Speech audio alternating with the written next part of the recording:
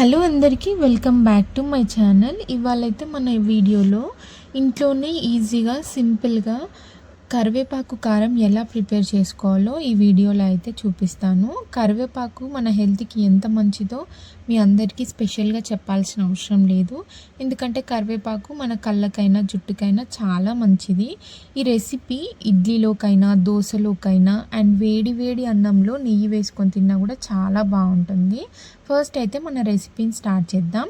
ముందుగా ప్యాన్ పెట్టుకొని దాంట్లో 3 table spoons of oil and 2 table spoons of శనగపప్పు, 3 టేబుల్ స్పూన్స్ ఆఫ్ మినప్పప్పు వేసుకొని మీడియం ఫ్లేమ్లో మంచిగా కుక్ చేసుకోవాలి.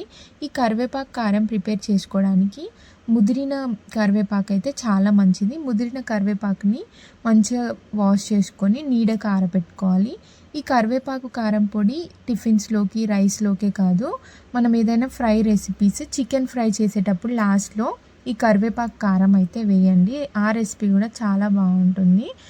అండ్ ఇప్పుడు మన మినపప్పు శనగపప్పు ఫ్రై అయిన తర్వాత దాంట్లో ఒక 4 టేబుల్ స్పూన్స్ ఆఫ్ ధనియాలు వేసుకొని మంచిగా ఫ్రై చేసుకోవాలి. ఇవి ఫ్రై చేసేటప్పుడే మంచి స్మెల్ అనేది వస్తూ ఉంటుంది. ఈ టోటల్ ప్రాసెస్ మీడియం ఫ్లేమ్లోనే చేయాలి, లేదంటే దాంట్లో ఉన్న పప్పులు ఏవైతే ఉన్నాయో మాడిపోతాయి. సో మీడియం ఫ్లేమ్లోనే స్టవ్ పెట్టుకొని మొత్తం ఫ్రై చేసుకోవాలన్నమాట. తర్వాత దీంట్లో 10 to 15 ఎండుమిరపకాయలు వేసుకోవాలి. అంటే కారంని బట్టి మిరపకాయలు చాలా కారం ఉంటే 10 చాలు, లేదు కారం సరిపోదు అంటే 15 అట్లా వేసుకోవాలి. నేనైతే ఇక్కడ 10 వేసుకున్నాను, ఎందుకంటే ఆ ఎండుమిరపకాయలు చాలా కారం ఉంటాయి.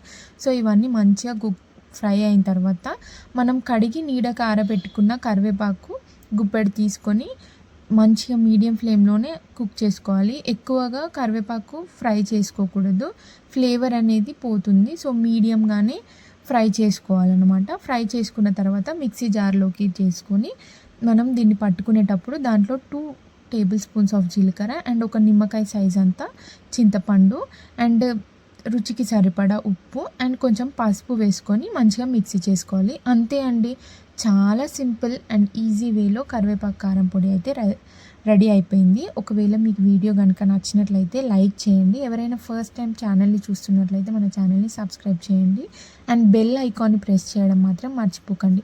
అప్పుడే నేను పెట్టే ప్రతి ఒక్క వీడియో మీకు నోటిఫికేషన్ అయితే వస్తుంది.